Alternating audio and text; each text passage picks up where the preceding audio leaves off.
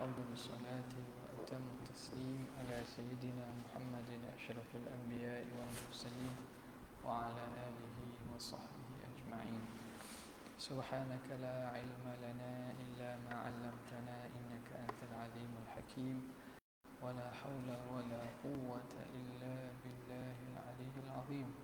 رب اشرح لي صدري ويسر لي أمري واحلل عقدة من لساني يفقه قولي وسدد لساني واهل قلبي بحق سيدنا محمد صلى الله عليه وسلم.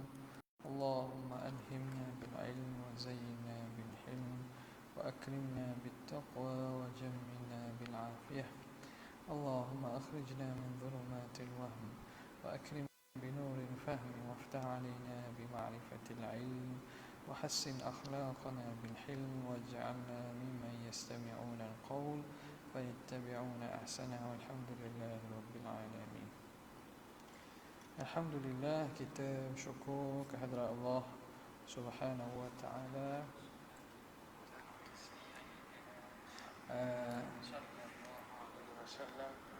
kerana dapat diberi peluang lagi untuk meneruskan pengajian kita Ightinam Fawaid fi Syarhi Qawaidil Aqaid. Kita sampai pada muka berapa dah tu? 191 ya, 191. Okey. Muka yang ke 191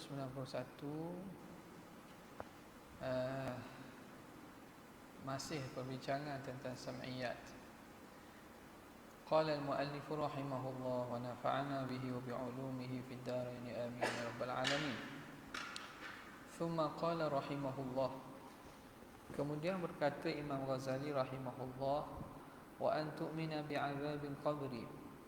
Antara perkara keimanan yang kita wajib beriman dalam bahagian sam'iyat, bahawa kamu beriman dengan azab kubur, wa annahu haqqun, dan dia itu benar, wa hukmuhu adlun, dan hukuman Allah itu adil, alal jismi war ruhi, azab itu kena kepada jasad dan juga ruh, ala ma yasha Allah subhanahu, mengikut apa yang dikehendaki oleh Allah Subhanahu wa taala.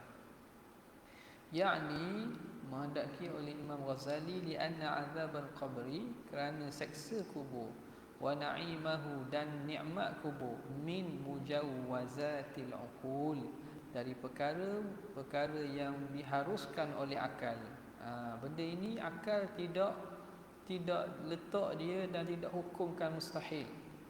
Jadi apabila datang nas daripada syarak menyatakan tentang berlaku perkara itu, dan benda itu benda yang dalam lingkungan harus pada akal, maka wajib kita terima secara zahir, wajib secara terima secara zahir, dan tak boleh kita takwil. Yang di sini yang takwilan pada perkara ini dianggap ilhad, dianggap cenderung dan keluar daripada manhaj ahli sunnah,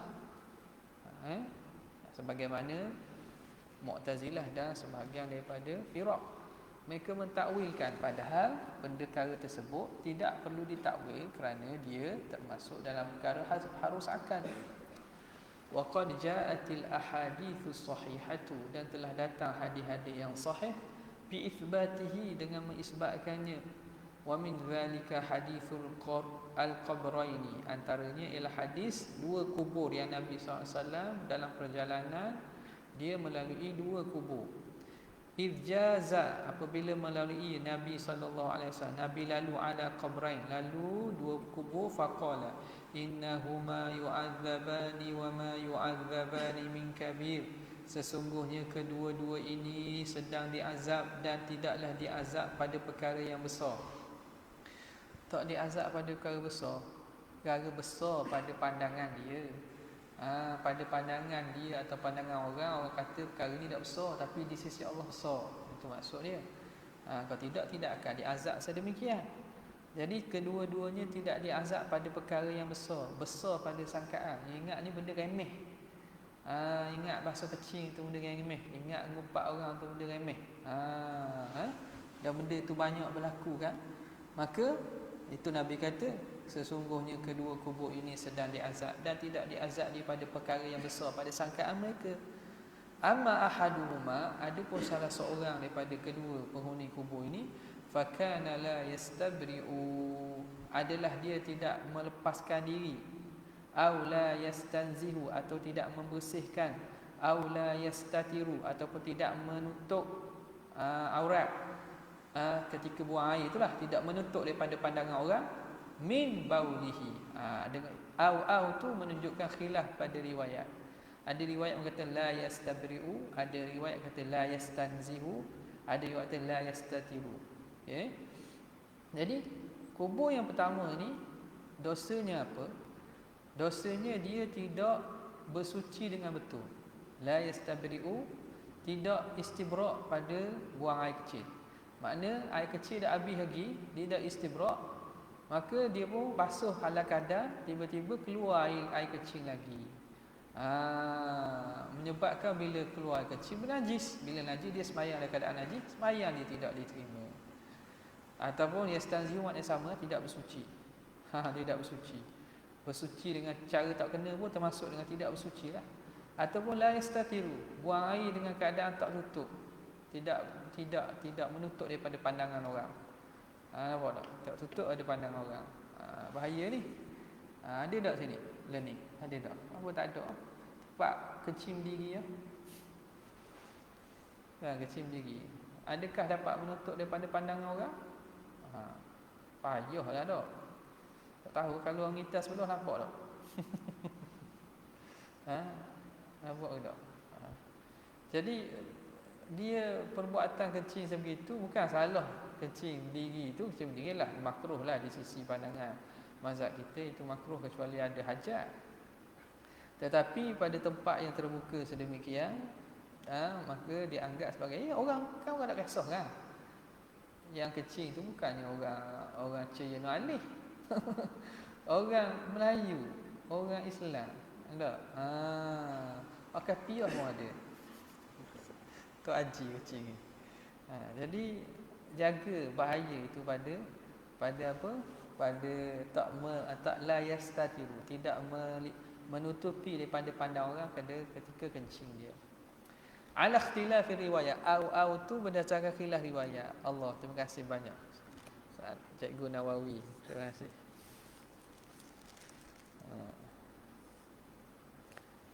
Okey. Wa ammal akharu, adapun kubur yang satu lagi. Kubur satu lagi, fakana yamshi bin namimah, adalah dia berjalan dengan namimah. Dia mengadu domba. Dia berjalan dengan pergi jumpa orang-orang, menyebarkan adu domba. Dia membalah, dia pergi jumpa orang ni, dia kata si fulan kata kawak begini. Dia pergi orang ni kata si fulan kata begini. Ini mengadu domba ni. Nak tujuan untuk melagakan antara orang Islam. Tu yamshi bin namimah. Ada berlaku tak? Berlakulah zaman sekarang lagi mudah. Tak perlu berjalan ke berjumpa dengan orang. Masuk kepada laman muka Facebook je. Komen di situ, tak di sini. Adukan orang ini dengan orang ni. Mengadukan si fulan. Letak gambar si fulan versus si fulan. Tak? Contohlah, lalu benda tu benda yang tidak wajar, benda yang tidak wajar. Jadi perkara tersebut dia membawa kepada perpecahan. Dia ingat ke biasalah kita nak menegakkan kebenaran. Tu kalau ada tujuan betul tak apalah. Ni tujuan yang bukan tujuan kerana tujuan yang betul, sekadar nak melaga-lagakan, betul lagi benda yang tidak betul dan seumpamanya. Wa fi haditsin 'inda Ibn Majah, dan pada satu hadis riwayat Ibn Majah, istanzihu minal bauli, bersucilah kamu daripada kencing, fa inna 'ammata 'adzabil qabri minhu, kerana umum azab kubur ni disebab daripada kencing tak betul. Sebab itu belajar dalam fiqh kita belajar buat taharah dulu. Jangan anggap kecil, ni marah pula. Pas sudah mengaji fardu ain, bab taharah semayang. Bila nak masuk bab membina negara, menegakkan kedaulatan, menegakkan hukum hakam hudud, masuk kecil tak betul. Betul memang dia kalau belajar secara betul, dia tak perlu pengulangan yang banyak. Mana kita boleh pergi je peringkat rekod itu satu rubuk ibadat, rubuk muamalat, rubuk munakahat, patu rubuk al-qada dan seumpama, boleh je satu je, tak ada masalah. Tapi kalau orang awam asal ni kena selesailah benda-benda yang penting ni. Kerana umum azab kubur itu daripada apa? Daripada kencing yang tidak bersih. Kena ajar, Islam ajar cara nak kencing macam mana, cara duduk macam mana, cara basuh macam mana. Kalau nak urut ataupun nak istibrak tu macam mana. Thumma qad warada fil hadithi, kemudian telah datang dalam hadis, ma yadullu ala anna azab al-qabri, yang menunjukkan bahawa azab kubur yakunu bitanjizil alami, berlaku dengan cara bitanjizil alami, dengan cara disegerakan. Tanjiz ni maknanya dilakukan segera azab, wa bintidharihi, dan dengan ditangguhkan, menunggu-nunggu. Jadi azab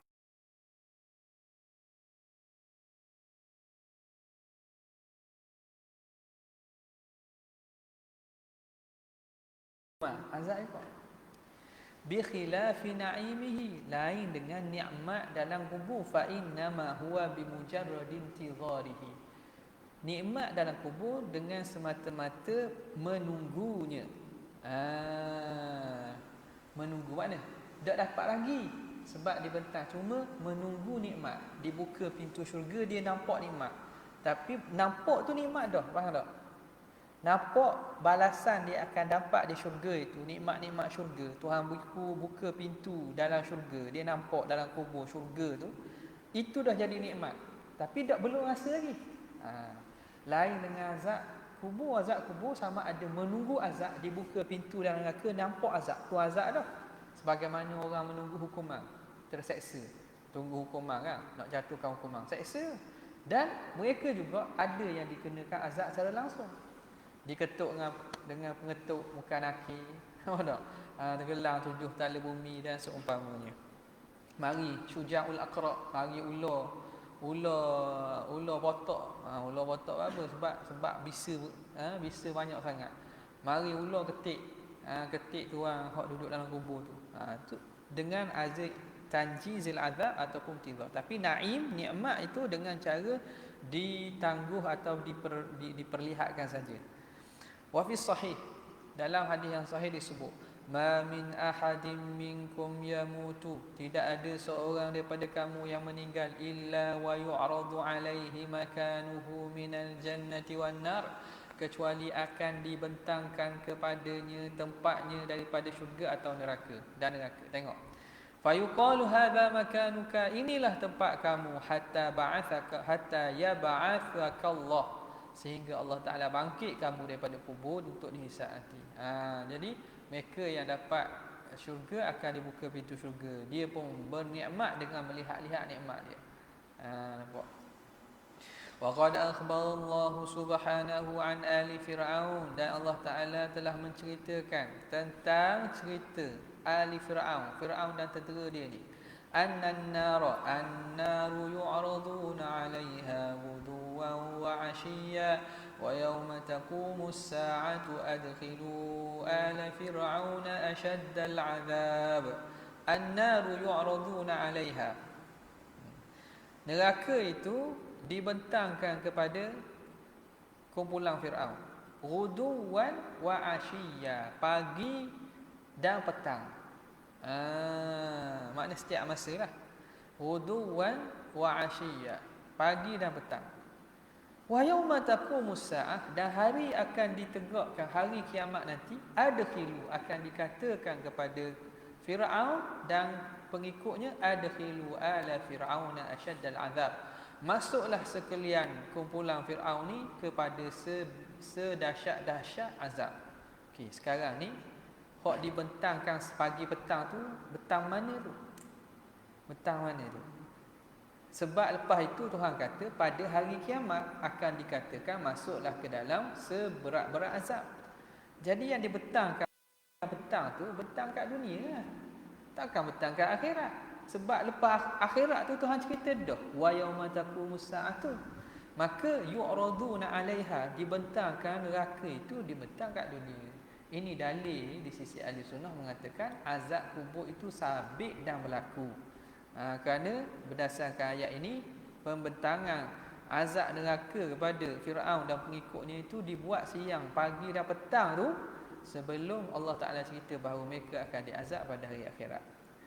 Qala fi risalatil qudsiyah, berkata Imam Ghazali dalam risalah qudsiyah, washtuhira 'anin nabi, dan masyhurlah daripada Nabi sallallahu alaihi wasallam, wa 'anis salafis salih, dan daripada para salafus salih, ushtuhira al-isti'adzatu, minta berlindung min azabil qabri, daripada azab kubur. Minta berlindung azab kubur ni berlaku.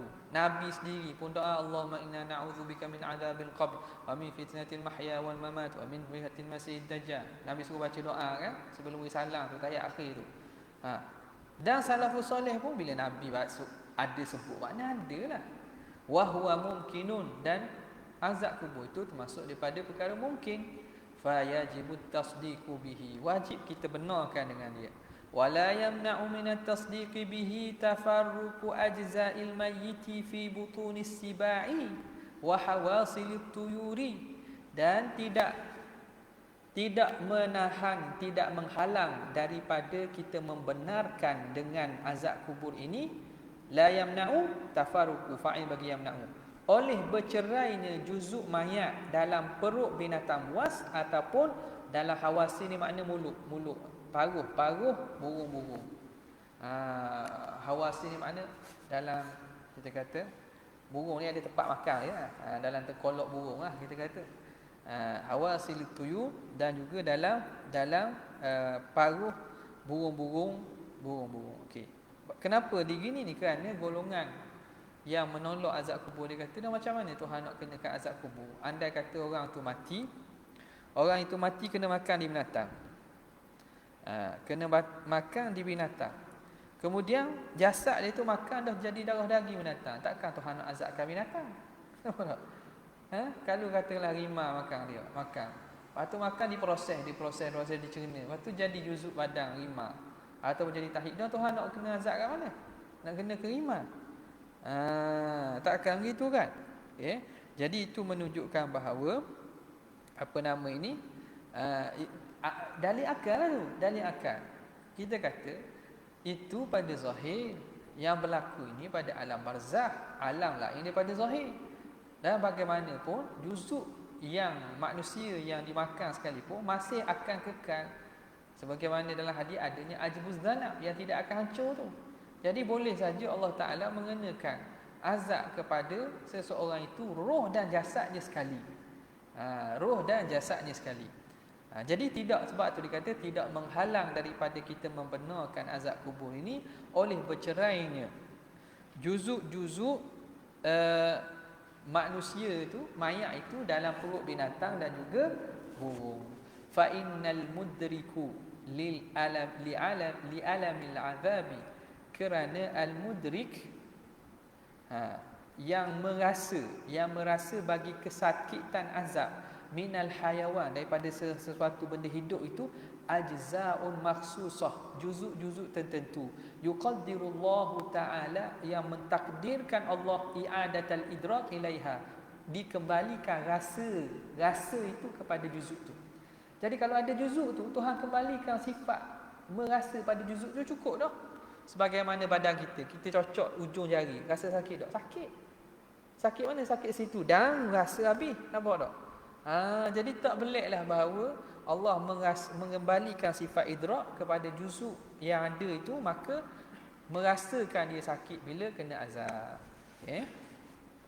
Yakni maksudnya muftariqatan, sama ada secara bercerai, al majmu'atan ataupun berhimpun, bisuratin dalam keadaan ada rupa manusia lagi, au bila surah atau tak ada rupa, hancur lebur contoh.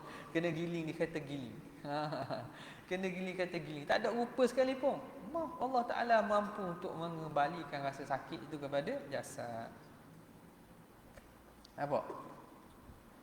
Kemudian katanya lagi, qala Abu Muhammad, fitnatul qabri lil mu'minin, fitnah kubur tu bagi orang mukmin, wa azabuhu lil kafirin wal fasikin. Fitnah ni mana ujian, cubaan kubur, diuji, disoal bagi orang mukmin, dan azab kubur kena kepada orang kafir dan orang. Wa nafa aktsarul mutaakhirina minal mu'tazilati azabal qabri, dan telah menafikan kebanyakan ulama mutaakhirin di kalangan Mu'tazilah menafikan azab kubur. Wa hujjatuhum fi dzalika, dan hujjah mereka pada demikian itu mujarradu safsatatin la haqiqata lahu, perkataan safsatah, kalam fadhi dia bagi. Arti kita kata safsatah ni nak istilah apa? Benda? Ashabul hujjah. Memang dalam mantik di bahasa hujjah dia terjemuh panggil benda. Cakap kosong tak? Benda. Apa panggil benda istilah dia? Kecelaruan. Boleh kok. Dia istilah ni sopis lah, sopis.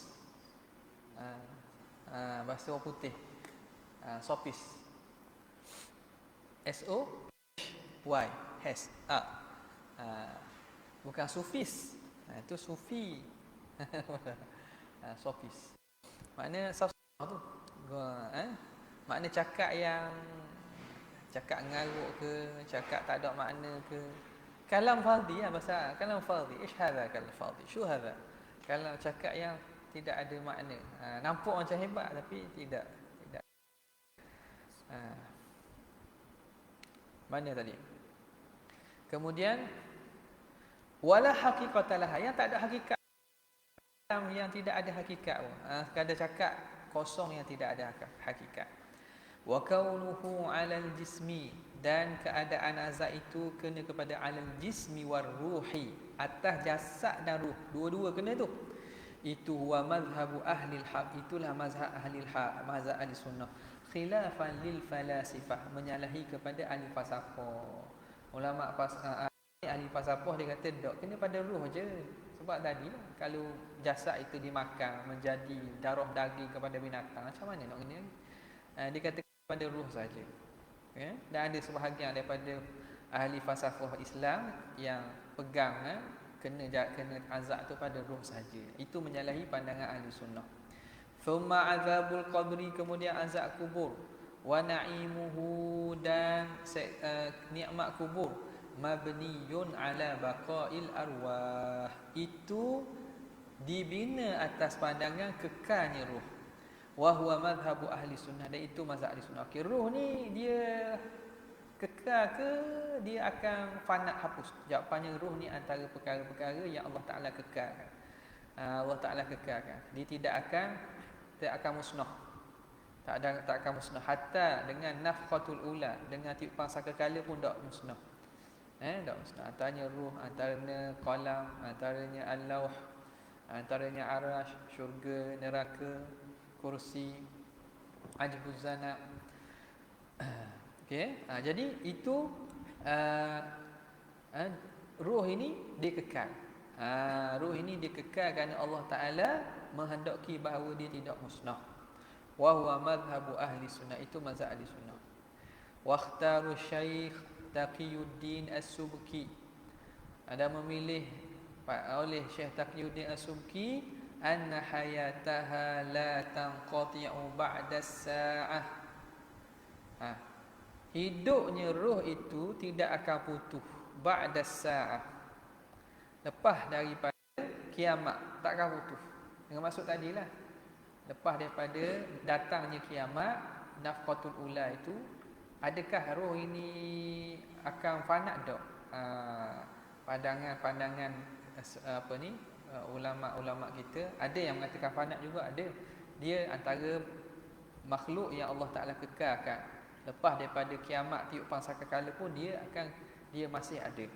Wakilat tanqati'u baina nafqatain, ada mengatakan dia akan putus kehidupan roh ni. Roh tak akan hidup dah dalam masa tempoh 2 tiupan, sangkakala pertama, sangkakala kedua. Nafqatain, sangkakala pertama, sangkakala kedua tu dipanggil nafqatu al-fana dengan nafqatu sa'q. Tiupan sangkakala yang memusnahkan dan tiupan sangkakala yang membangkitkan. Dalam tempoh itu ada kata mengatakan roh tidak hidup ketika itu. Wallahu a'lamu bidzalika. Allah lah lebih tahu. Sebab ini masuk pada benda-benda furu' lah, furu' akidah. Thumma qala rahimahullah, kemudian kata Imam Ghazali, wa tu'minu wa tu'mina wa antu'mina.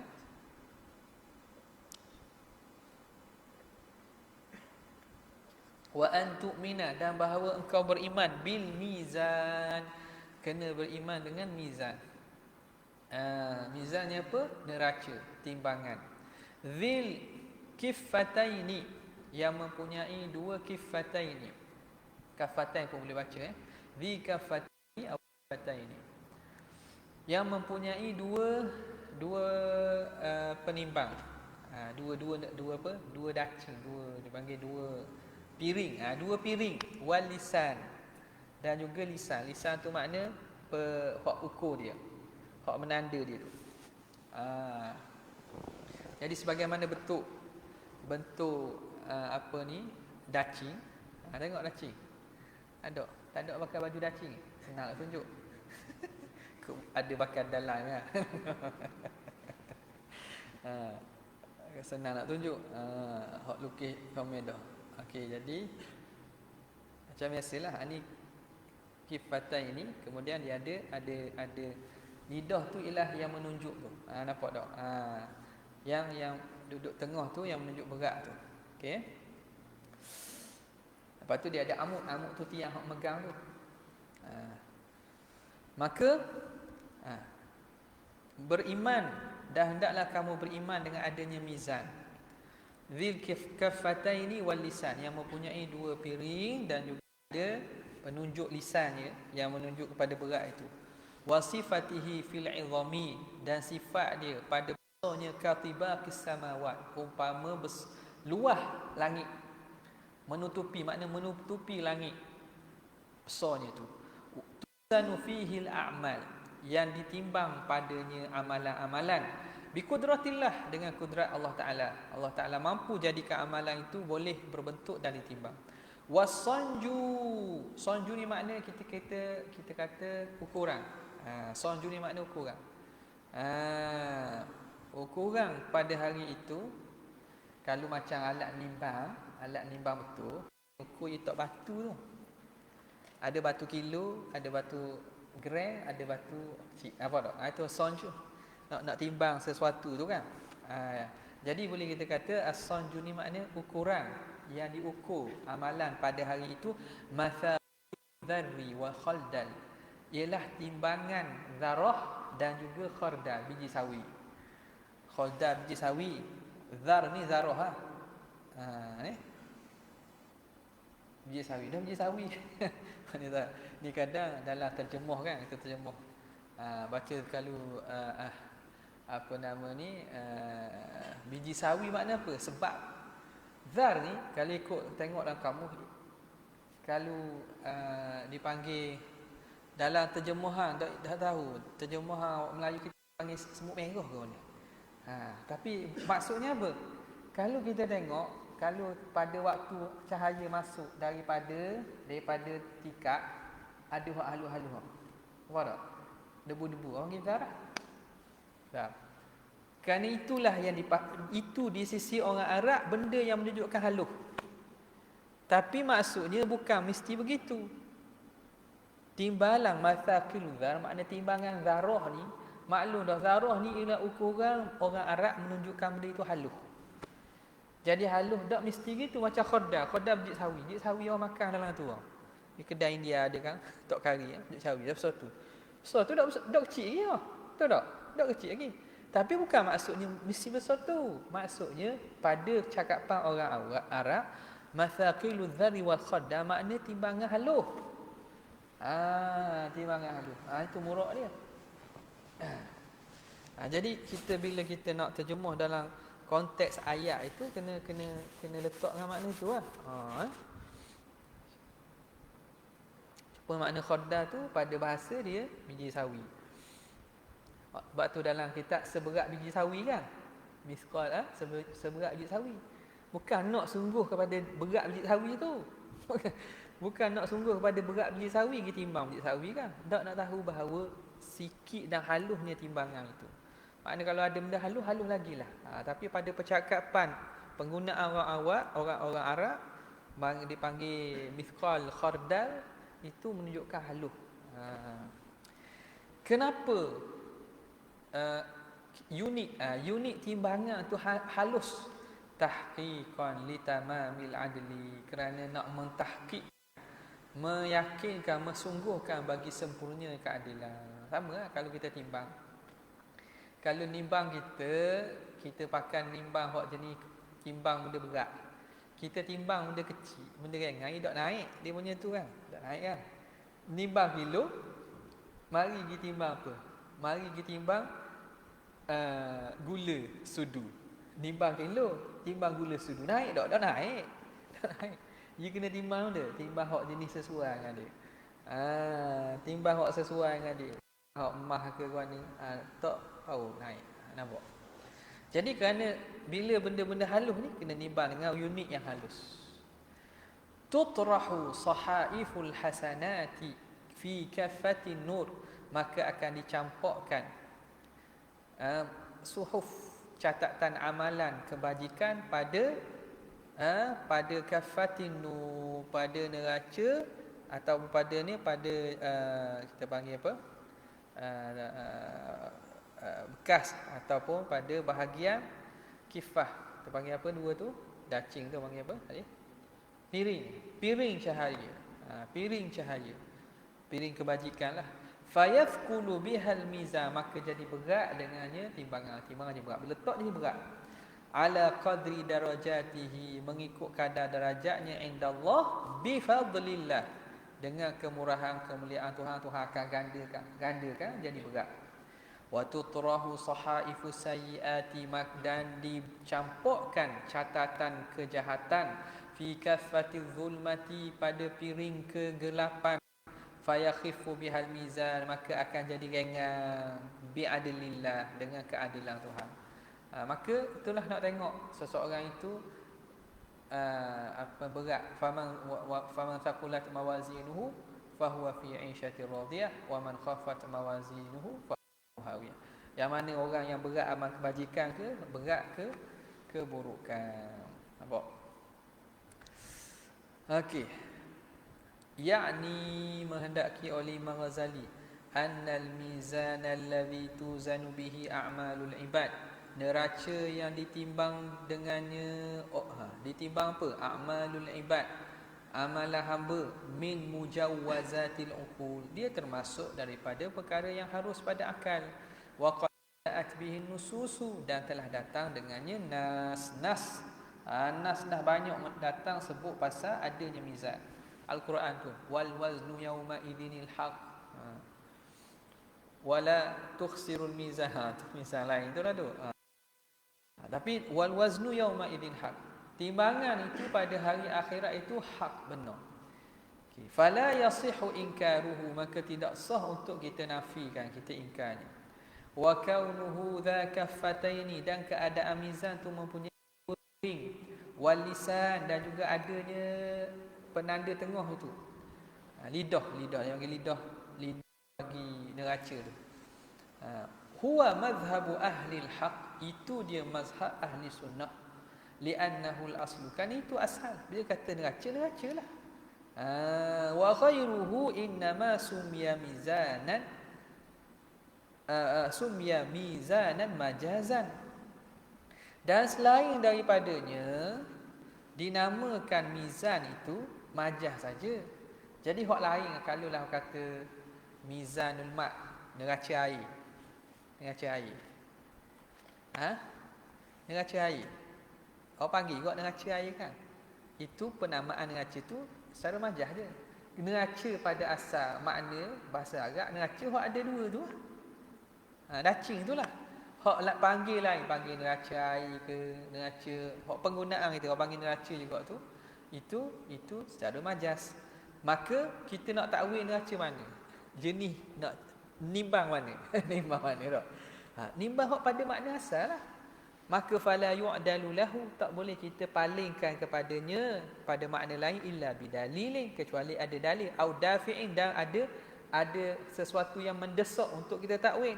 Wala dafi'a, dan tidak ada dalil dan tidak ada yang mendesak untuk kita memalingkan daripada makna asal, maka dikekalkan makna asal. Itu kaedah dia. Faham tak? Wa huwa fi suratihi, dan dia mizan itu datang rupa dia, rupa neraca lah. Ala muqtadal urfi, mengikut apa yang difaham pada uruf, fil mawazini, pada masalah neraca-neraca. Bila sebut neraca di sisi uruf waktu ada dua timbangan. Bikaffataini, dengan adanya dua piring, walisan, dan adanya lidah tengah itu. Wa syahin, syahin itu makna tiang hak pegang dia tu. Amudul mizan. Wa inda thaqli, bila berat, yang zilu ila asfala, bila berat piring itu akan turun ke bawah. Wa idza khaffa, bila dia ringan, yas'adu ila fawqa, dia akan naik ke atas. Itu yang ma'rufnya daripada keadaan hay'ah, rupa macam mana mizan. Khilafan liman qala innahu aksu mizanid dunya fi dha. Ini menyalahi bagi pandangan yang mengatakan dia berlawanan dengan neraca kat dunia. Dunia kalau berat turun, kat akhirat kalau berat dia naik. Kerana tak sesuai lah amalan baik tu dia turun bawah, sesuai naik ke atas lah, balik. Jadi itu kerana apa? Kerana sebab nak sesuaikan dengan kebajikan tu.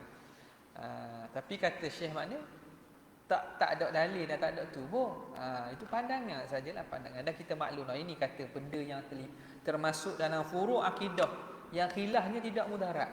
Sebab tidak ada dalil yang qati' dan pasti tentang sifat-sifat perincian bagi mizan itu. Okay? Wa kaunuhu fil 'izami, dan keadaan neraca itu pada besarnya, ka atbaqis samawat, umpama menutupkan bumi. Marwiyun, ini diriwayatkan fi hadithin, dalam hadis. Bawah tu disebut kan, hadis riwayat Hakim daripada Salman Al-Farisi. Okay? Tengok bawah tu lah. Jadi ada hadis lah, saiz dia besar, menutupi langit tu. Qala ba'dul ulama, berkata sebagian ulama, wal mauzunu, yang ditimbang tu apa? As-sahaifu, sahifah, catatan amalan tu yang akan ditimbang. Wakila, ada mengatakan takunul a'malu suratan mahsusatan, amalan itu akan jadi rupa yang berjasad, rupa yang ada jasad. Ada mengatakan yang ditimbang tu amalan. Macam mana? Amalan tu Tuhan akan ubah dia dalam bentuk rupa. Kalau semayang, Tuhan jadikan amalan semayang tu ada rupa tokok. Jadi benda bertokor ni akan letak dalam neraca tadi. Wahiyallati tuzan, dan itu yang akan ditimbang. Wallahu a'lam. Ni juga termasuk daripada furu' akidah yang mana khilafnya tak ada masalah. Wa kaunus sanji, dan keadaan unit timbangan itu, mathaqilaz zarri, ialah mithqal, ukuran zarah dan biji sawi itu, thabitun minal Qur'an, itu sabit daripada Quran. Man ya'mal mithqala dzarrah, mithqala dzarratin. Wal ahadis, dan sabit daripada hadis. Wa kaunu dzalika tahqiqan, dan keadaan demikian itu mensungguhkan litamamil adli, bagi kesempurnaan adil, wadihun, jelas sangatlah. Memanglah Allah Ta'ala dia akan kira satu-satu, akan adil timbangan Tuhan. Fa innal khardala, kerana khaldal, biji sawi ni la tumilu al mizanan, la tumilu, tidak akan mencenderungkan, tidak akan memberatkan neraca. Ambil biji sawi letak dalam nimbang, berat tak dia? Tak berat ah. Nimbang waktu lah, nimbang biasa. Kalau nimbang mah bagi nimbang kok, tapi tak ada tu. Ya ada mana? Macam petak tu tak? Petak tu. waktu naik tu. Tak je sari naik tu. Tapi kalau menimbang biasa, tak naik. Tak sebiji sawi tak jadi. La tumilu mizalan, tidak akan mencenderungkan neraca. Bal a'dadun minha kadzalik. Bahkan banyak daripada biji sawi pun a'dad, beberapa bilangan biji sawi pun masih tidak akan memberatkan mizan. Wa in kathurat, walaupun banyak, zahara atharuha. Wa in kathurat, jika banyak, zahara atharuha, barulah zahir kesannya. Kalau banyak baru zahir. Beli sekilo biji sawi, nak masak contohnya kan, baru jadi. Wallahu a'lam. Allah lah lebih tahu. Kemudian kata pengarang rahimahullah, thumma qala rahimahullah wa an tu'mina bis-sirat. Sikit ya. Wa an tu'mina bis-sirati, dan bahawa kamu beriman dengan adanya sirat, adanya titian, bridge. Wa huwa jismun mamdudun, iaitu satu jisim yang di mamdud, yang dibentangkan, ala matni jahannam, di atas neraka jahannam. Alamat maknanya dibentang atas jahannam. Maknanya jahannam duduk bawah, neraka duduk bawah, jahannam duduk bawah. Jahannam duduk bawah, atas tu dibentangkan di tiang. Nampak? Di atas neraka jahannam. Ahaddu minas saifi, lebih tajam daripada pedang. Wa araku minas sya'ri, dan lebih halus daripada rambut. Tazillu alaihi, akan gelincirlah di atas jambatan itu, aqdamul kafirin, kaki orang kafir, bihukmillah, dengan hukum Tuhan. Fatahwi bihim, maka jatuhlah dengan mereka itu ila, ke dalam neraka. Wa tathbutu alaihi, dan akan sabit, akan tetap di atasnya, aqdamul mu'minin, kaki orang beriman. Fayusakuna ila daril qarar, maka mereka akan berjalan dibawa atau dihambat, mereka akan disuruh berjalan kepada negeri qarar, negeri yang kekal, iaitu syurga. Yakni menghendaki oleh Imam Ghazali, anna sirata haqqun, sirat itu jambatan yang ada merentangi neraka ke syurga, benar. Sabitun, sabit dia, li'annahu min mujawwazatil uqul, kerana dia termasuk daripada perkara yang harus pada akal. Wa qad warada tawqifu bil akhbil wa warada tawqifu, dan telah datang tauqif. Tauqif ni makna tauqifiyah. Tauqifiyah makna kita kata perkara yang mana? Wa qad warada tauqifu, telah datang tauqif bil ikhbari anhu, dengan menceritakan menceritakan tentang sirat ini. Jadi sifat sirat datang penceritaannya, tapi pada pengkhabaran sifat tauqif. Tidak ada, kita kata, cerita yang sampai tahap kepada qat'i. Nampak? Sampai tahap kepada qat'i.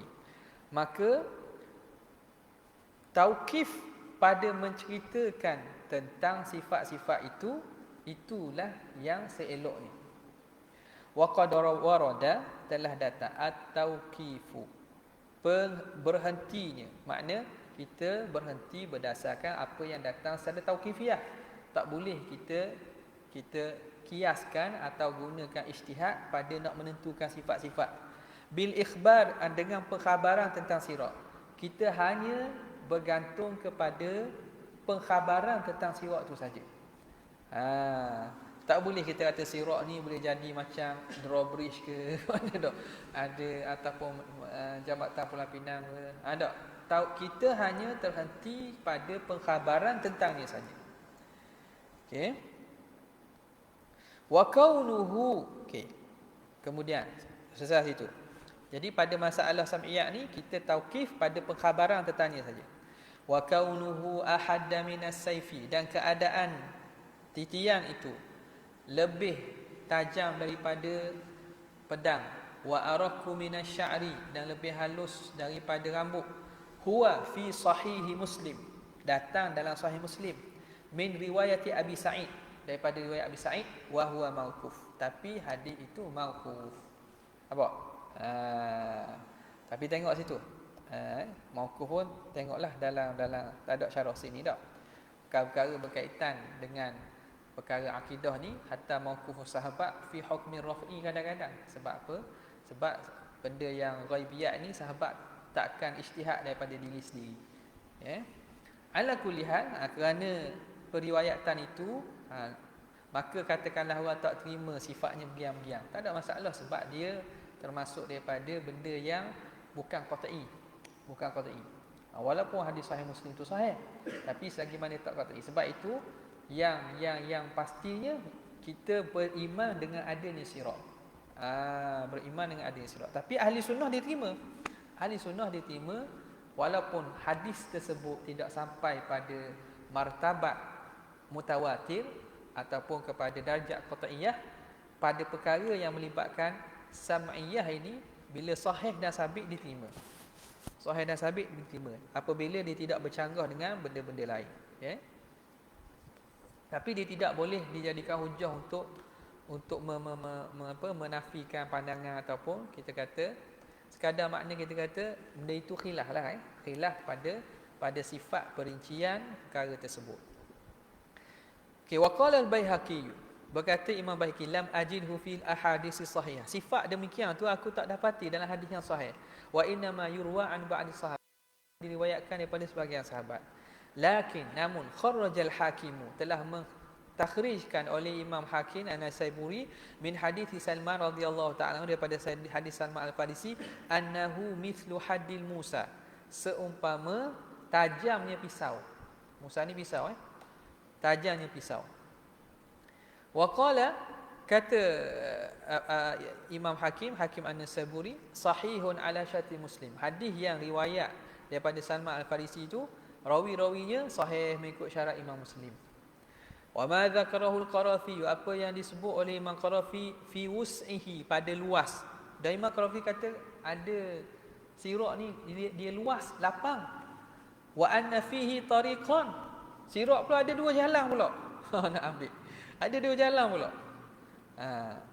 Wa taqatin, dan ada taqat, makna kita apa? Ada lubang lah. Lubang yang turun ke neraka tu. Itu yahtaju ila tauqif, perlu kepada tauqif. Imam Qarafi sebut tu kena ada sandaran lah. Wala tauqif, tapi tidak ada sandaran daripada nas, maka fala yasih, maka tidak sah. Sekadar kita kata pandangan dia lah. Wa ghayatu hujjatil mu'tazilah, ghayah hujah golongan Mu'tazilah ni fi inkari sirat, pada menafikan sirat, ila istib'adu imkanil masyi. Habis-habis Mu'tazilah berhujah kenapa sirat ni tak ada, dia kata istib'ad imkanil masyi alai, jauh sangat mampu untuk berjalan di atas ni. Nak jalan mana kalau jambatan tu halus daripada rambut, tajam daripada pedang, mana boleh berjalan? Sekadar diguna zahir tu lah. Wukufan ma'al ma'quli syahid, kerana mereka terhenti kepada ma'quli syahid, perkara yang dipikir akal pada benda yang dapat dilihat. Pada lihat gitu benda halus, nak jalan mana? Jatuh terus lah, takkan boleh belajar lah ni. Wa qad wujida fid dunya, tengok Syekh Ahmad Sarut kata, kata tak, bahkan dalil itu tak kuat. Sebab apa? Wa qad wujida fid dunya, di dunia pun didapati ada bahlawan. Bahlawan ni ahli sirkus. Ahli sirkus ni. Ahli sirkus yamshi 'alal habli, boleh jalan atas tali tu. Wa huwa nahwun minhu, pada tali tu halus umpama tu juga. Tak, boleh ada jalan atas tali. Dilatih gitu. Dan itu dalil jelas dah, boleh tolak pandangan Mu'tazilah. Dia kata tak boleh nak jalan. Dah tu orang boleh jalan atas tali tu. Ma'a anna dar, bahkan dar makna darud dunia ni, negeri dunia ni, laisat bi mahalli kharqil awaid, bukan negeri yang mana dicarikan adat. Dunia ni bukan negeri cari adat, negeri yang berlaku dalam sistem adat. Tapi ahli sirkus boleh jalan, menunjukkan dari segi hukum adat pun tak pelik. Maka wal akhiratu mahallun lidzalik, akhirat ni memang tempat mencari adat. Maka payah apa Allah Ta'ala nak berperjalankan manusia di atas sirat yang sifatnya begian. Jadi itu tolak kepada hujah Mu'tazilah. Wa qad su'ila Rasulullah sallallahu alaihi wasallam, dan sungguhnya ditanya Nabi, kaifa yamshil kafiru, bagaimana orang kafir jalan? Penuh sahabat tanya orang kafir jalan macam mana? Ala wajhihi yaumal qiyamah, macam mana orang kafir jalan dengan muka pada hari kiamat? Apa dalam hadis pun banyak, dalam Quran pun ada sebutkan orang kafir akan berjalan ala wujuhihim, berjalan tu dengan muka. Jadi sahabat tanya, ya Rasulullah, macam mana orang kafir berjalan dengan muka? Faqala innal ladzi amshahu ala rijlihi fid dunya qadirun ala an yumshiyahu ala wajhihi. Sesungguhnya Tuhan yang memperjalankan seseorang di atas kakinya di dunia, Tuhan itu juga qadirun, dia mampu untuk memperjalankan orang itu di atas muka. Bagaimana mampu jadikan kaki berjalan? Apa salahnya Tuhan jadikan muka berjalan? Jalan atas muka. Erik maknanya. Tak pelik. Ada binatang jalan nak pakai kaki. Ya. Binatang jalan nak pakai kaki. Boleh ada. Ulung kan pakai kaki. Jadi Allah Ta'ala boleh memperjalankan dengan muka. Al-hadis. Wal jisru. Okey, jisru tu apa? Al-qantaratu. Qantarah ni makna jabatan lah. Wa matnu jahannam, matna makna zahruha, belakang dia. Makna belakang makna atas jahannam. Wa jahannamu ismun li jumlatina. Jahannam ni makna nama bagi himpunan api neraka tu. La li tabaqatin minha faqat, bukan nama bagi satu lapisan saja. Ini di sinilah makna jahannam tu, maksudnya neraka secara umum lah. Memanglah jahannam tu kalau kita tengok dari segi tingkat neraka tu, ada jahannam, ada lazza, ada saqar, ada hawiyah dan seumpamanya. Tapi di sini maksudnya neraka secara umum, bukan menunjukkan kepada satu peringkat, satu lapisan daripada neraka faqat. Wa fil Bukhari, dalam hadis Bukhari disebut yajuzul mu'minuna sirat, orang beriman akan melalui sirat, jambatan. Fayuhbasuna ala qantaratin, lalu dia akan ditahan pada jambatan bainal jannati wan nar, antara syurga dan neraka akan ditahan, hatta yatawahabu al-huquqa bainahum, sehinggalah mereka yatawahabu saling menyelesaikan hak. Yatawahabu ni makna kita kata tawahaba ni makna saling ambil mengambil, beri memberi hak. Makna siapa yang belum selesai hak, awak hutang aku, awak buat saya gini, kamu buat aku gini, selesai situ. Akan menselesaikan, akan mengheboh-hebohkan hak masing-masing. Orang ni ada berhutang dengan ni, orang ni ada seksa ataupun mengkhianat orang ni, orang ni ada melukakan dia, akan diselesaikan di situ.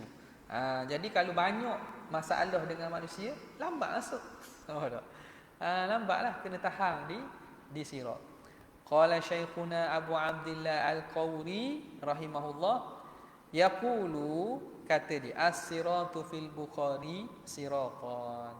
Sirat yang disebut dalam hadis Bukhari itu ada dua sirat. Siratun amun, sirat yang umum, wa siratun khasun, dan sirat yang khusus.